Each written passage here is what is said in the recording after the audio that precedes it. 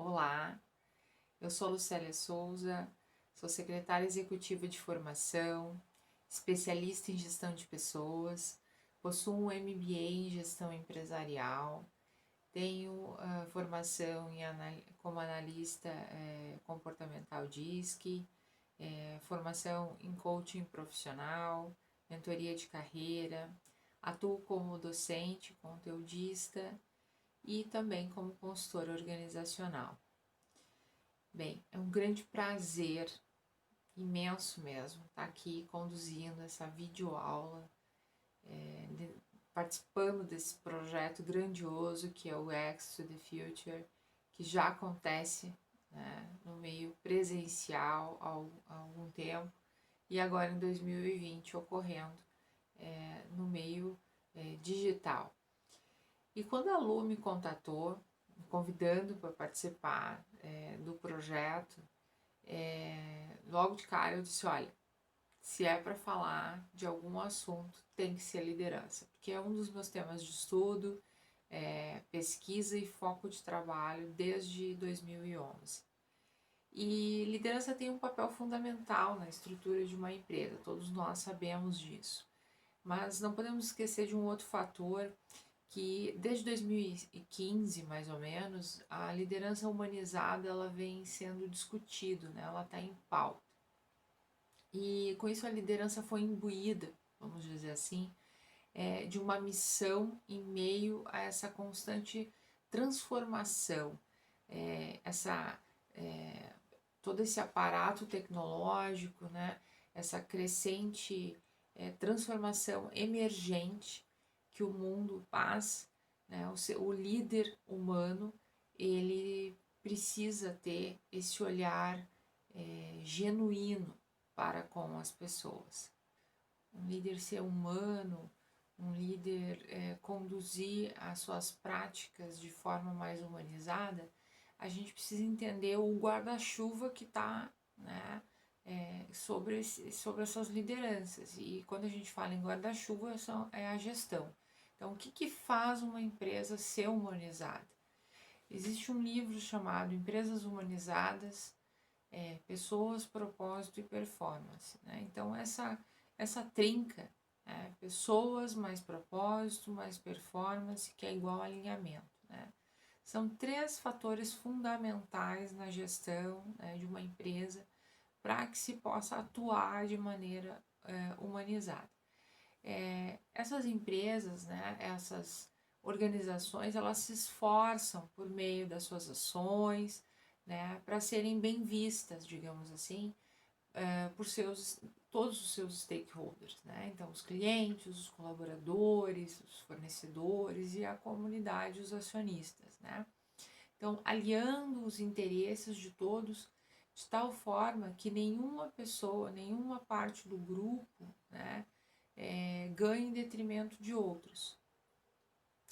Então, todos prosperam. A gente pode dizer que esse conceito de humanização ele está muito ligado, né?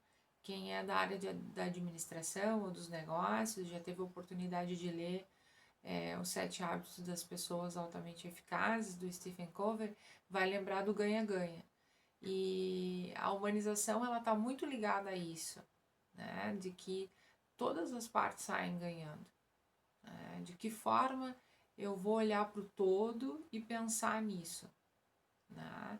De ter relações saudáveis, né? Não só pensar a meu bel prazer, a meu favor.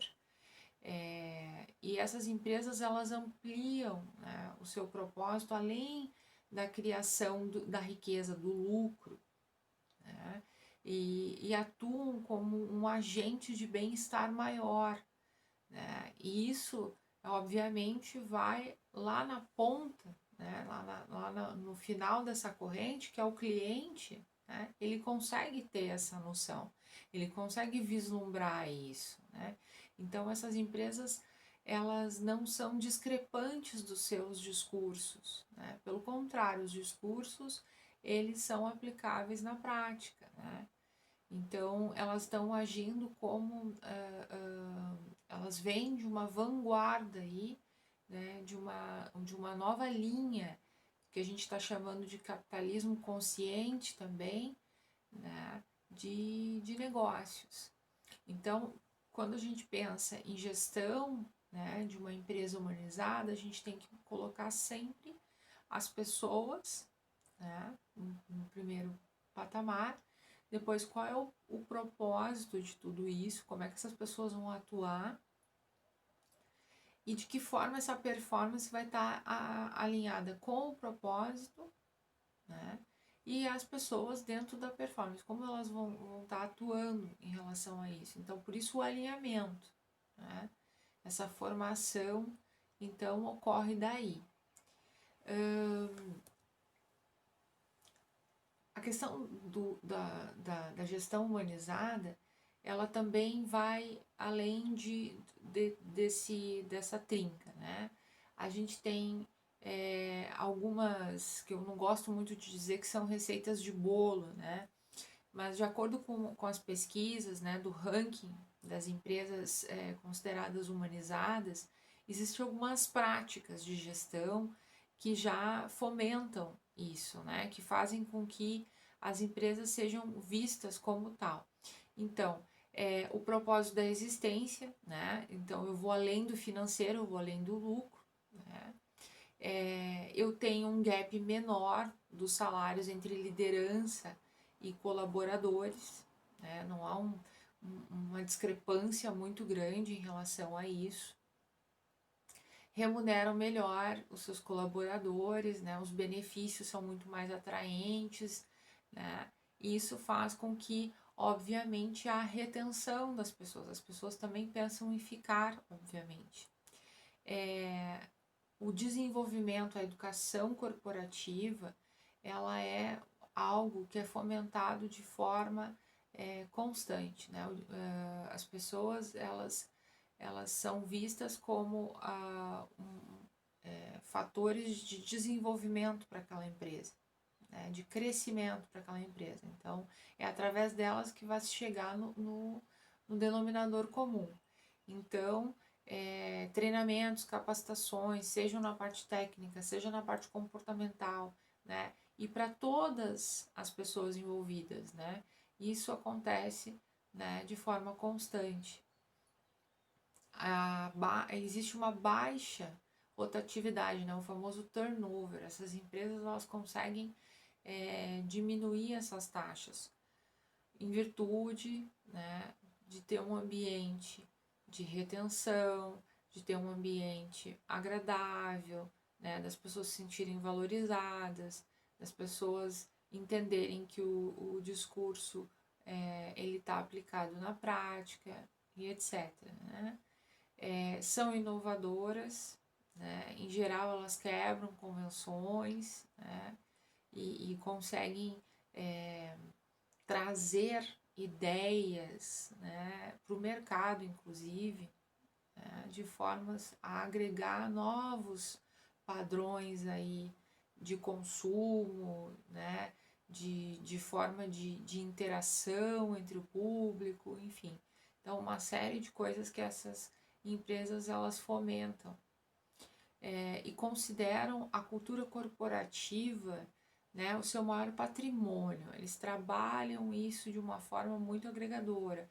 Por isso que eu falei que para antes de trabalhar, né, a liderança humanizada, eu preciso trabalhar a gestão, né? Porque a cultura ela é o todo, a cultura organizacional é o todo e o restante está contido nela. Então eu preciso pensar na gestão. Né? Se a gente vai querer mexer numa estrutura e, por exemplo, eu quero trabalhar a partir de agora a liderança humanizada, eu quero aplicar isso no meu cotidiano, eu quero mudar, né, o mindset dos meus líderes. Muito bem, nós vamos ter que fazer um diagnóstico na cultura organizacional. Né? E aí, obviamente, que é algo que denota muito mais tempo, que é uma mudança muito não difícil, mas ela acontece de forma muito mais lenta, né? Porque mexe e perspassa por diversos fatores de uma organização, né? Mexe com a mentalidade do todo. E, de novo, vem as pessoas, né, todos os stakeholders, né, como parceiros, né, como alguém que vem agregar no progresso. E é uma via de mão dupla, né? Eu te ajudo, tu me ajuda. Então, e isso é com o fornecedor, isso é com o colaborador, né? Por isso que muitas vezes as pessoas acham que liderança humanizada é paternalismo, né? É aquela coisa de passar a mão na cabeça, de estar sempre ajudando. Não é ajudar no sentido literal da palavra, né? Mas é ter a noção de que as pessoas, quando a gente faz essa doação, né, de entender o próximo, de ter esse olhar, né, eu costumo dizer que é olhos de ver além daquilo que está ali superficial, a gente consegue avaliar de uma forma geral coisas que estão às vezes, né, intrínsecas no ser humano, capacidades, né, motivações, e isso às vezes vem à tona e faz com que novas habilidades, novas atitudes sejam geradas, né, e venham agregar valor no todo. Então surge a figura da liderança daí, então a partir daí, e nós temos a questão dos resultados. Obviamente que temos que dar resultados numa empresa, mas sempre olhando para aquela trinca, né? Pessoas, propósito e performance. E então, além disso, desse alinhamento, a gente tem os resultados. Existe um ranking internacional e hoje, né, nacional, a nível de Brasil, de empresas, né, que são consideradas empresas humanizadas. No ranking internacional, a gente tem a 3M, a BMW, a Starbucks, né, e outras empresas que são consideradas, né, que têm suas práticas reconhecidas, né, e que servem de benchmarking para outras companhias ao redor do mundo. No Brasil, essa pesquisa, se não me falha a memória, está sendo realizada desde 2019, e aí a gente conta com empresas como o Grupo Boticário, a Klabin, Natura, Cacau Show, Unilever, Elo7, e dentre outras que encontram-se também nessa lista. Muito bem. Existe uma empresa chamada Southwest Airlines, que está nessa lista internacional, considerada como uma das empresas mais humanizadas do mundo. E é uma empresa aérea, né, uma empresa americana. E o Herb Kelleher, que é o seu cofundador e foi CEO, né, por alguns anos, ele criou essa empresa de low cost, que nada mais é a ideia dele era atrair, né, o público de uma forma em geral, né, para que todos tivessem a oportunidade de usufruir do transporte aéreo, vamos dizer assim. Só que, além disso, ele queria também atrair as pessoas para trabalhar nessa empresa, né? Fazer com que a companhia, né, brilhasse aos olhos dos colaboradores, obviamente. E essa companhia já tem mais de 45 anos de operação, essa empresa, né? E bilionária. E uma frase, né, quando questionado do que era uma empresa humanizada para ele respondeu que ele pensa que a liderança, né, é valorizar o tempo que se gasta com as equipes, né, do que qualquer outra coisa que se tenha a fazer. Então, o ir além dos resultados, né? E ele vai além disso, que os seus colaboradores vêm em primeiro lugar. Que se você tratar as pessoas bem, né, eles vão tratar os clientes bem e, consequentemente, todo mundo vai ficar feliz. Então, Comece com os colaboradores e o resto seguirá. Essa frase dele não foi dita agora, já faz algum tempo. Inclusive ele já é falecido. E veja bem, esse conceito, né, de tratar as pessoas bem para ter resultado não quer dizer que eu vou bancar um personagem, né? Então quer dizer que se eu for bonzinho eu tô sendo um líder humano? Não. É aquilo que eu falei lá no início, né? É ter o olhar genuíno para as pessoas, é ter interesse de fato. E quando as pessoas interpretam papéis, isso é perceptível. Pode até demorar algum tempo para as máscaras caírem, tá? Mas realmente é perceptível. Então, não adianta querer interpretar papéis que, né, não, de fato a pessoa não seja, né? Se isso não é algo da sua personalidade ou da sua essência, né, em trabalhar isso, né? Dá para se tornar um líder humano? Sim, dá para se tornar um líder humano, né? Mas interpretar de que eu vou agora mudar do dia para a noite, né? Essa visão de negócios, de formato de lidar com as pessoas, não, né? É algo que denota um certo tempo. E quando a gente fala sobre isso, é preciso, obviamente, né, vai esbarrar na questão do autoconhecimento. Eu preciso me conhecer. Eu preciso, primeiro de tudo, trabalhar a minha liderança, né? Então, eu tenho que ter esse conhecimento para depois conseguir, né, trabalhar, né, saber os meus pontos de vulnerabilidade, para depois trabalhar com o outro. Porque caso contrário eu não vou conseguir aplicar esse conceito de humanização se eu muitas vezes não consigo ser humano, né? E entender a minha essência. O respeito, a confiança, a empatia, né? São coisas extremamente importantes também nessa transformação no papel do líder, né? Eu acho que empatia é uma palavra que está muito batida, né? Como outras tantas, mas enfim, esse olhar peculiar e mais intimista com as pessoas, né? Então eu preciso avaliar o quanto eu realmente estou me doando, né, para aquele papel que eu estou exercendo. O líder, ele é alguém que celebra a diversidade das pessoas. E quando a gente fala em diversidade, a diversidade é a amplitude de pessoas.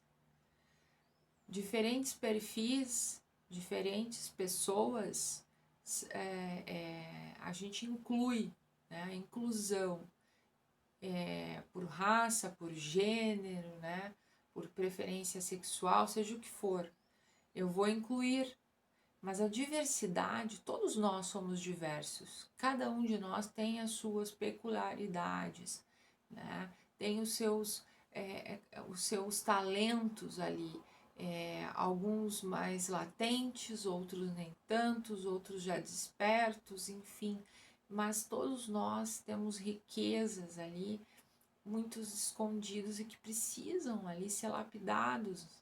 Então, essa diversidade é que faz com que a liderança, quando tem esse olhar perspicaz, essa observação, né, ela consegue captar, consegue verificar na essência, consegue trabalhar isso. E quando a gente fala aí além dos resultados, né, além daquilo que é perceptível, usar essa bagagem toda, né, dessa diversidade, a riqueza que as pessoas produzem, né, quando um grupo diverso de pessoas, né, de ideias, de possibilidades que isso gera, né, é extremamente impactante para as organizações. eu tenho que ter criatividade para lidar com os imprevistos, né, do dia a dia, para compreender em vez de julgar. E, obviamente, ter inteligência emocional para lidar com as pressões que estão ocorrendo cada vez mais, né, as dificuldades do dia a dia. Eu preciso inspirar, a minha fala tem que ser condizente com a prática. Pela primeira vez na história, nós vamos ter 5 gerações trabalhando juntas, né? E isso não é só no contexto de Brasil, mas é no contexto de mundo. As pessoas estão cada vez se aposentando mais tarde, as novas gerações estão entrando mais cedo para o mercado de trabalho, e isso vai acontecer aí uma grande diversidade de perfis, de, de possibilidades, né, de movimentação dentro das empresas. E há uma riqueza enorme aí. E se o líder souber ter esse olhar humano para cada perfil, agregando valor, né, com cada perfil traz uma diversidade muito grande. Então, eu preciso entender que eu inspiro as pessoas abrindo a possibilidade delas se mostrarem, né? Que elas vão trazer resultados a partir daí. E claro, né, o autodesenvolvimento constante. Quando a gente fala em autodesenvolvimento constante, tem muitas lideranças que elas trabalham o desenvolvimento das suas equipes, das pessoas que trabalham com elas, mas não trabalham o seu desenvolvimento. Então, e isso impacta também nas equipes, obviamente, quando elas veem que os líderes também se desenvolvem, que também buscam esse autodesenvolvimento, e aí aqui em todas as esferas possíveis, isso abre um leque muito importante, né, de aprendizado, de engajamento para essas equipes e de resultados para a empresa. Então, como é que a gente se autodesenvolve enquanto liderança humanizada, né? O desenvolvimento de líderes humanos é o DLH, eu chamo de DLH, né?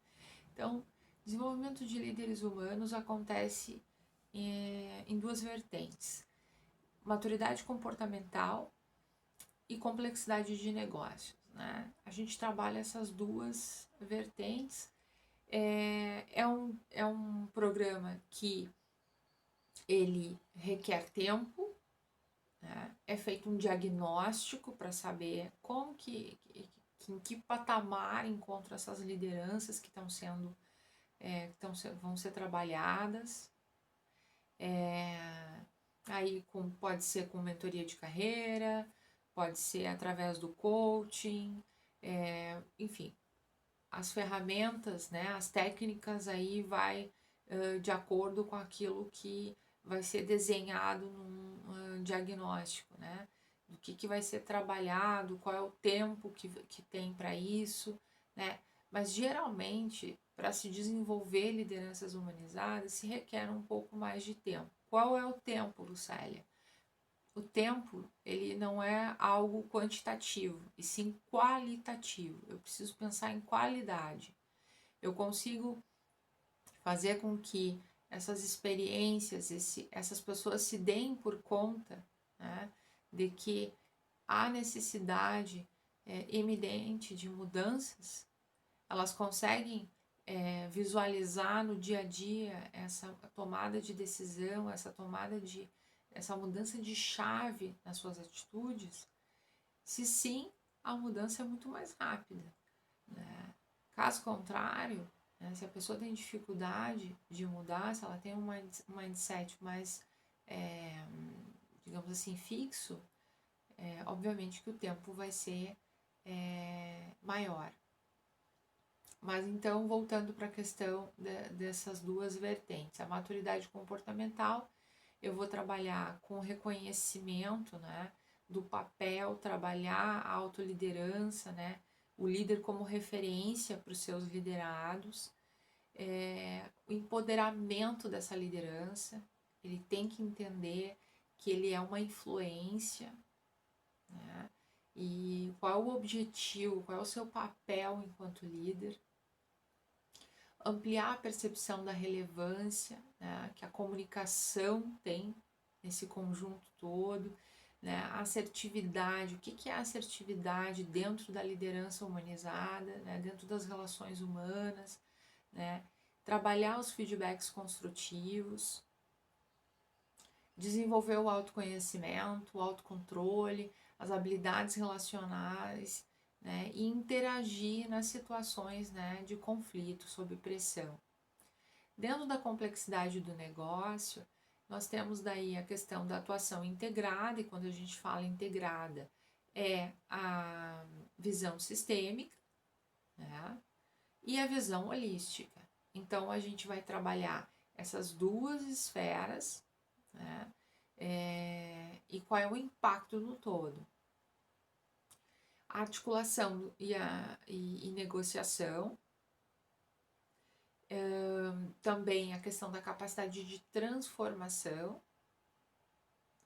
e as lideranças de equipes e pessoas. Então, quando a gente fala de lideranças de equipes e pessoas, é no singular e no plural mesmo, né? E que há diferenciação de quando eu estou à frente de uma equipe e quando eu estou à frente de um membro de uma equipe, né? Apenas conduzindo. Como que eu vou agir nessas diferentes as tomadas de decisões ou as atitudes frente a isso? Então, esse desenvolvimento ele é muito amplo e ele vai depender de cada pessoa, né? Então, de novo, ele não é quantitativo, ele é qualitativo. A gente precisa parar um pouco de pensar em números, né? Nesse sentido de quantificar as coisas e pensar assim, tá, mas quanto tempo? E pensar em qualidade de aprendizado. Porque se a gente não conseguir interiorizar o conhecimento, ele é em vão. Né? É o famoso entra no ouvido e sai pelo outro. Então, não absorvendo, não gerando impacto, as pessoas não vão conseguir colocar em prática isso e não vai gerar resultado algum. Né? Ou seja, mudança de comportamento. O mindset, né, que eu tanto estou falando aqui já há alguns minutos, né, que a gente também tem o livro da Carol Dweck, que é bem famoso, né, ele fala dessa mudança, dessa quebra de paradigmas, quando a gente tem uma transformação cultural, e essa transformação cultural vai além da transformação cultural que muitas vezes a gestão tem que ter e a cultura organizacional tem que ter. A gente está vivendo uma transformação cultural no mundo. E essa transformação cultural, obviamente, que vai impactar e já está impactando as empresas. E o lucro sai e entra o propósito. Então, é algo a mais. Eu preciso ter algo a mais. O porquê que eu faço o que eu faço? Sai o controle, né? E entra o empoderamento. As pessoas começam a ter cada vez mais autonomia naquilo que fazem, independente da sua função, independente do seu cargo. E saem as hierarquias e entram as comunidades, as redes, né? A colaboração. Então, essa transformação cultural, ela impacta de uma forma geral a nossa vida.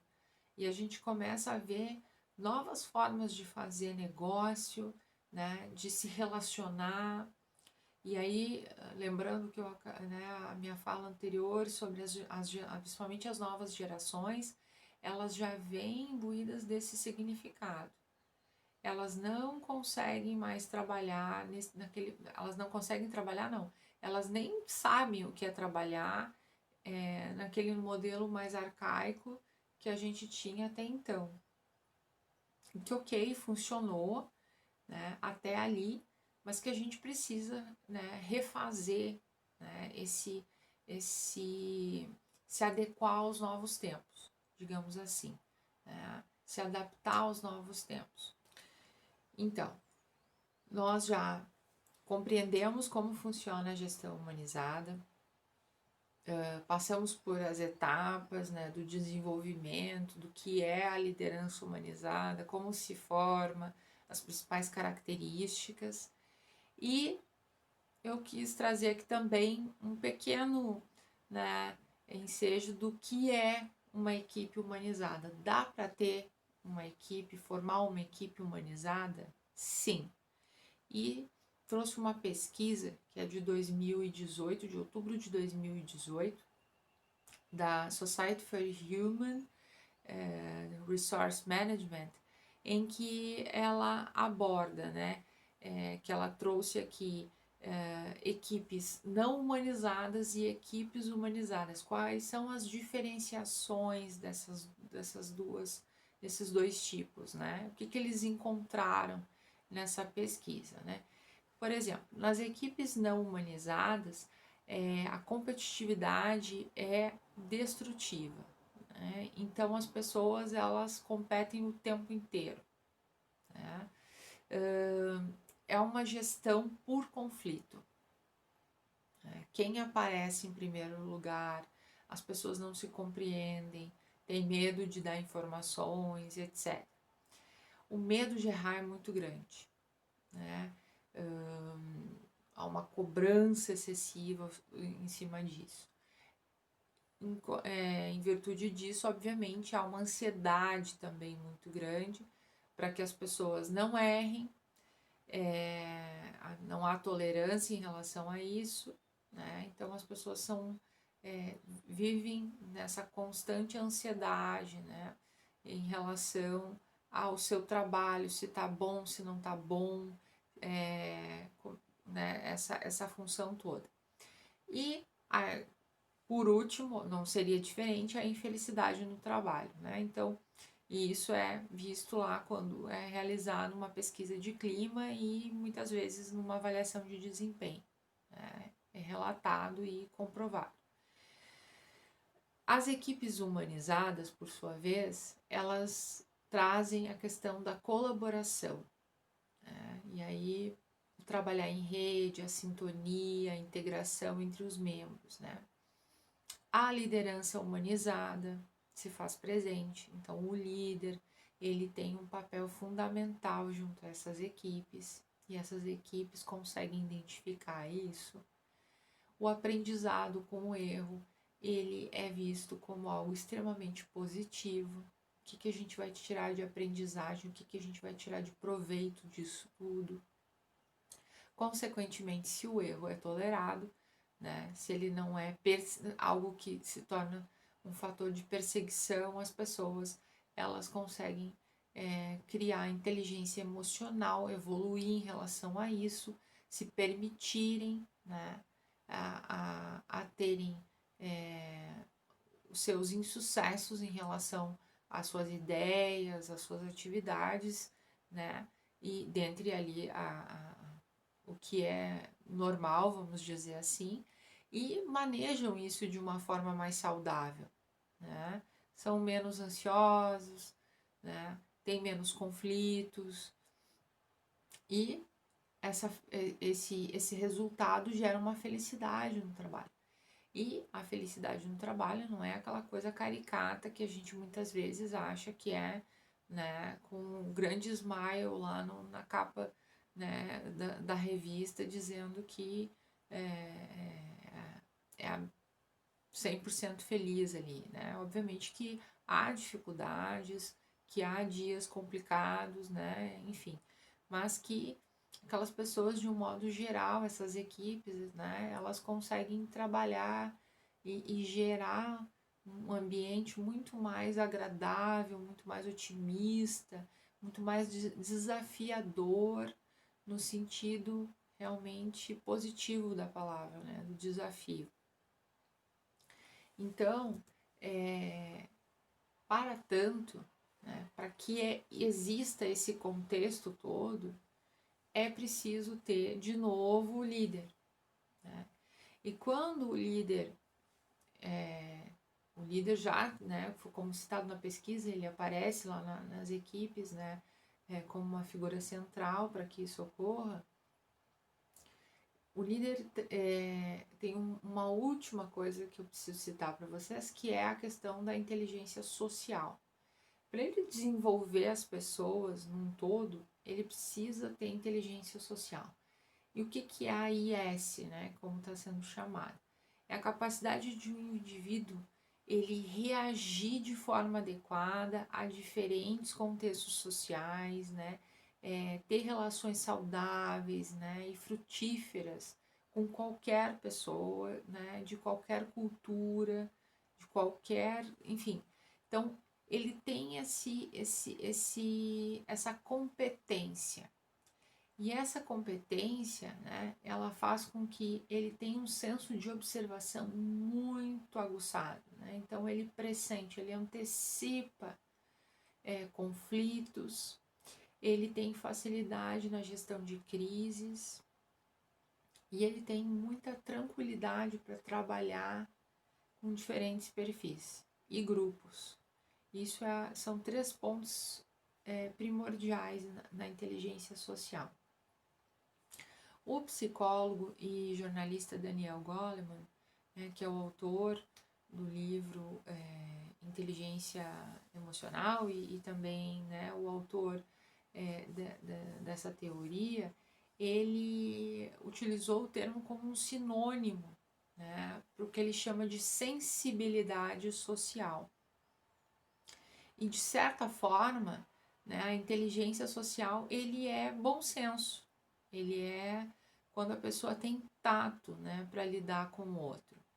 Então, no mundo dos negócios, a gente pode dizer que é um diferencial, é um enorme diferencial competitivo e que gera uma alta performance para essas lideranças, né, um impacto muito grande nas organizações. Então, cada vez mais as pessoas vão precisar se adaptar a diferentes contextos, né, e trabalhar com diversos perfis de pessoas, e a inteligência social ela vai, junto com as demais inteligências, fazer com que essas pessoas, esses líderes, desenvolvam, né, os demais à sua volta, né, de uma maneira muito mais humana também e muito mais, digamos assim, rápida, porque com essa capacidade de observação mais latente, eu consigo verificar,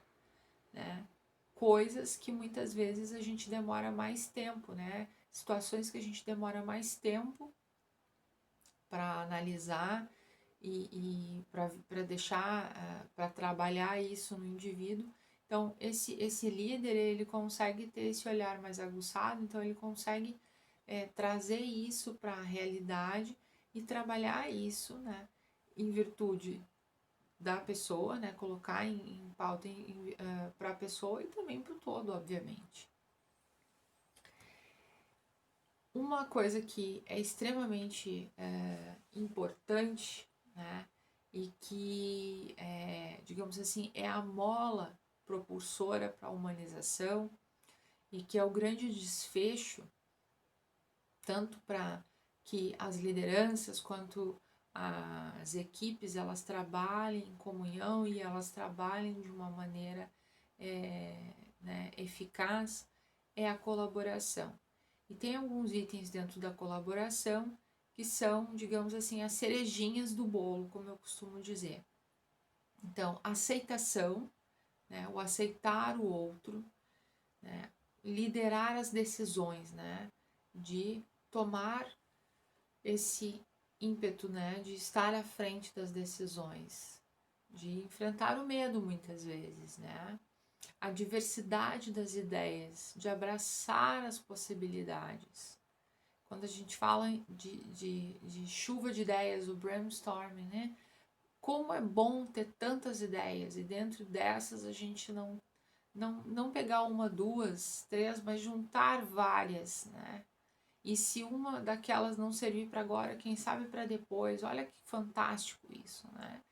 A comunicação ser autêntica, né? A gente fala muito em comunicação transparente, mas e a autenticidade das pessoas, né? O líder humano junto com a colaboração, ele faz com que a comunicação, a pessoa seja ela mesma. E isso encanta aqueles que estão à sua volta, né? A confiança mútua. Eu confio no meu líder, o líder confia em mim. Isso gera, né, uma energia em termos de produtividade enorme. Uma linguagem integrativa, né? Eu vou unir as pessoas, eu vou criar, eu tenho o poder de unir as pessoas através da linguagem, através do uso das palavras, do uso da voz, da forma como eu me comunico, né? E a mobilização.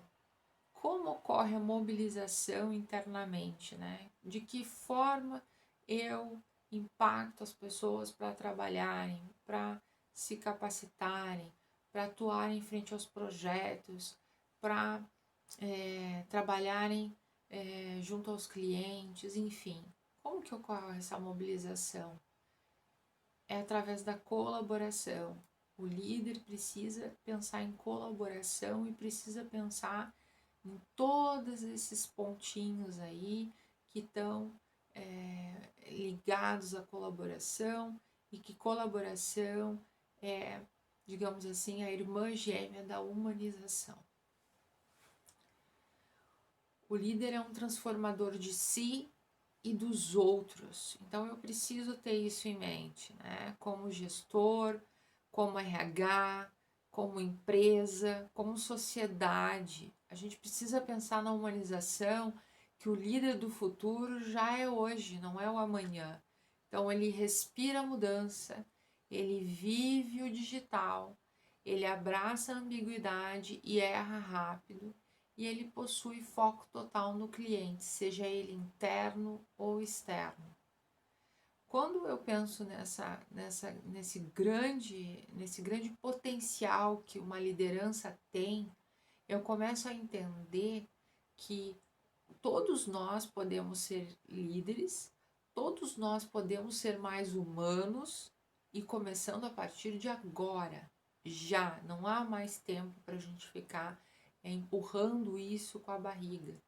A questão da pandemia, ela trouxe uma necessidade muito mais eminente de que aspectos que talvez fossem trabalhados nessa próxima década vão ter que ser trabalhados agora nesses primeiros anos, né? Então, avanços que a gente estava trabalhando só na questão tecnológica precisam ocorrer de fato nas relações pessoais. Precisamos olhar para os indivíduos, precisamos nos olhar, entender que não somos máquinas, ou aliás, somos máquinas, mas complexas.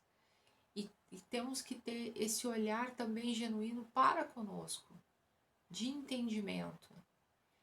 E o discurso, quando a gente fala de discurso e prática, né, que acabou esse momento de discurso e prática, é o seguinte: pessoas querem ser respeitadas, então vamos colocar isso em prática. Vamos agir com respeito, com dignidade dentro das organizações. A burocracia, né? Chega de burocracia, sem os intermediários. A minha avó costuma dizer, se eu preciso, como é que é? Se eu preciso falar com Deus, eu não vou falar com os santos, né?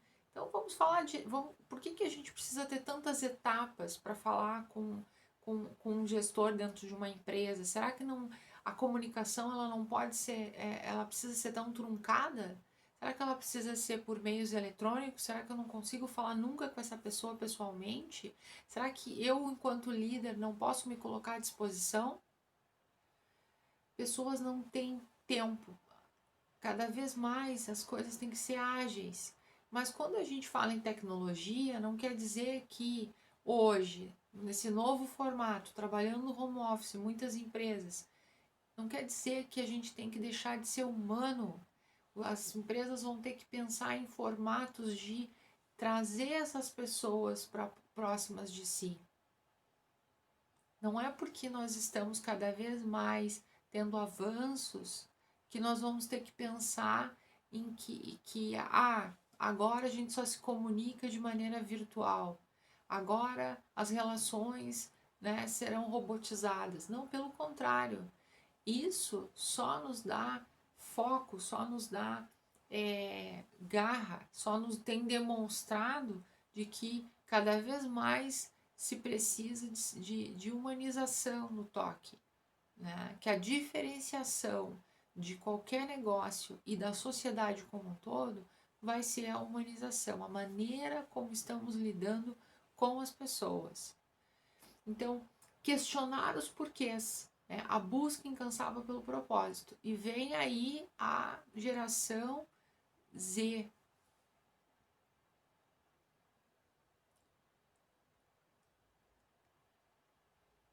Essa geração, ela não vai permitir que esses modelos eles se perpetuem por mais tempo. Já está forçando uma releitura.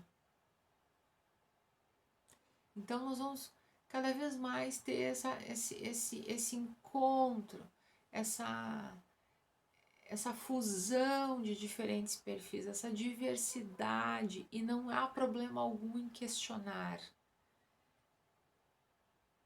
Tudo dentro do respeito, dentro da ética, dentro da moralidade, mas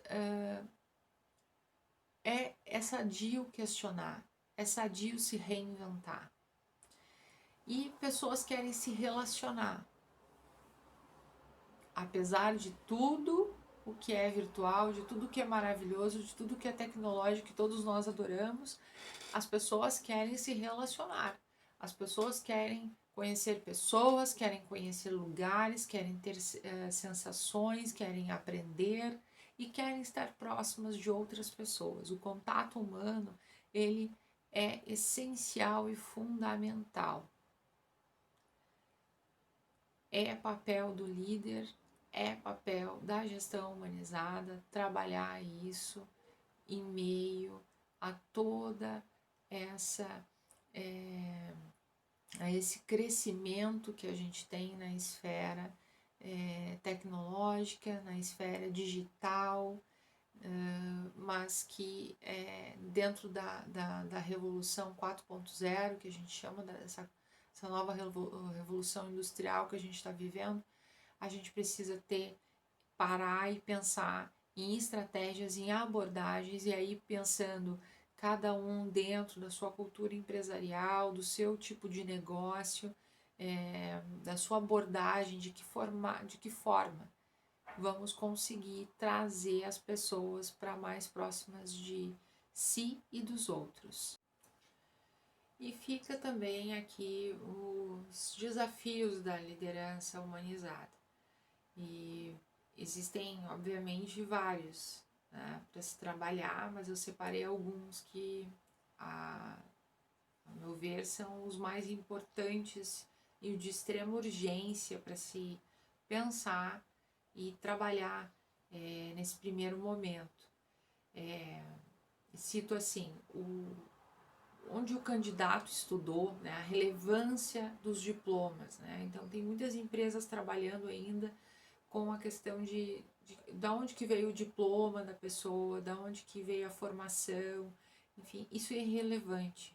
O que tem que se pensar é o que essa pessoa pode fazer, né? Qual é o potencial que ela tem, e não a chancela que está no diploma dela. Os bons profissionais nem sempre eles serão bons líderes.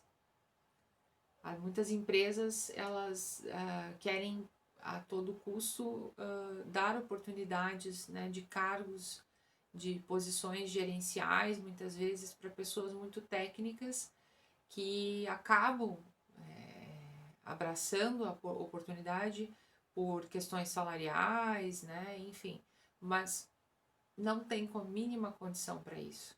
Muitas vezes não querem e são forçadas para tal, né? Porque a única via que essa empresa dá de oportunidade para crescimento é ou ser líder ou não ser naquele momento. Então, tem pessoas que a gente tem que reconhecer que tem pessoas que não tem problema algum se elas quiserem serem especialistas a vida inteira, serem técnicas a vida inteira, né? A gente tem que deixar aflorar as possibilidades que as pessoas, né, enxergam para as suas vidas. Então, o líder ele tem que ter esse olhar crucial para cada indivíduo que trabalha com ele, né? O, os, os bônus, né, dos gestores, eles devem estar atrelados ao clima organizacional. Quando a gente fala sobre isso, é importante pensar assim: se uma empresa ela está sinalizando que o clima organizacional ela não está bem, a gente precisa olhar para as lideranças também. Qual é o papel da liderança nisso tudo? Afinal de contas, quem está na linha de frente são os líderes, né? Junto com aqueles colaboradores. Então, de que maneira esses líderes estão fazendo a manutenção desse clima? 3 meses é tempo suficiente para uma pessoa desenvolver o seu trabalho. Eu acho que é chegada a hora, mais do que chegada a hora, de nós extinguirmos aquele velho paradigma, né, de que não, só depois de 3 meses de trabalho, de passados 90 dias do contrato de experiência, é que os segredos da empresa vão começar a ser revelados, que os desafios vão começar a ser impostos. Pelo contrário, hoje 3 meses de trabalho é equivalente a 6. 6 meses de trabalho é equivalente a 1 ano. E 1 ano de trabalho é equivalente a 3. Pela enxurrada de informações que é gerado nesses períodos. Então, 3 meses é tempo suficiente para saber se uma pessoa, se aquela contratação realmente valeu a pena, né? Se foi realmente muito bem elaborada e se aquela pessoa tem condições de estar naquele cargo. A gente não precisa mais do que isso, né, para poder avaliar. O aumento salarial tem que estar atrelado à performance da pessoa, né? Eu tenho que estar de olho na performance, eu tenho que estar de olho nos detalhes do desempenho dessas pessoas, né? Cada um é um e deve ser trabalhado isso na hora de trabalhar a remuneração também, né? As lideranças, né, que realmente têm a sua maturidade, a sua inteligência emocional e trabalham a sua vulnerabilidade, elas pedem feedbacks constantes para os seus liderados. Não há por que temer. Pelo contrário, há muito o que se aprender e desenvolver pedindo, solicitando esses feedbacks junto aos liderados. E o RH, ele é um influenciador do processo, da tomada de decisão das empresas. Ele é um elo com as lideranças. Então, façamos dos recursos humanos, não meros coadjuvantes. Já temos um papel estratégico nas organizações enquanto RH. E eu falo já temos porque faço parte dessa galeria, né, de profissionais. Mas precisamos ser mais atuantes frente ao papel que a liderança tem de apoiá-los, de trazer fomento, de trazer informações, e a liderança, por sua vez, de confiar no RH, de também fornecer subsídios para que o RH consiga desenvolver, né, estratégias, desenvolver planos, né, consiga fomentar o desenvolvimento da organização. Porque é dali que parte o desenvolvimento, porque é dali que parte as ações. Estão ali os recursos. De uma maneira compactada, essa foi a videoaula, né? É um tema longo, é um tema que gera diversos insights, né? O intuito foi trazer e demonstrar a importância da humanização nas organizações, com os objetivos, as nuances e as sobreposições no dia a dia que se interligam e denotam uma forma mais efetiva de se fazer gestão.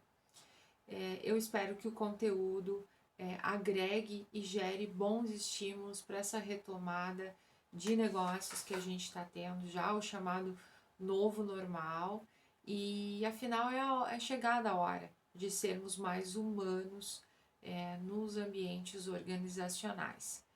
E para estimular ainda mais as ideias, né, do dia a dia, eu vou deixar alguns exercícios para vocês praticarem aí de acordo com as possibilidades de vocês. Foi um enorme prazer, muito obrigada por assistir a aula e até uma próxima. Abraço!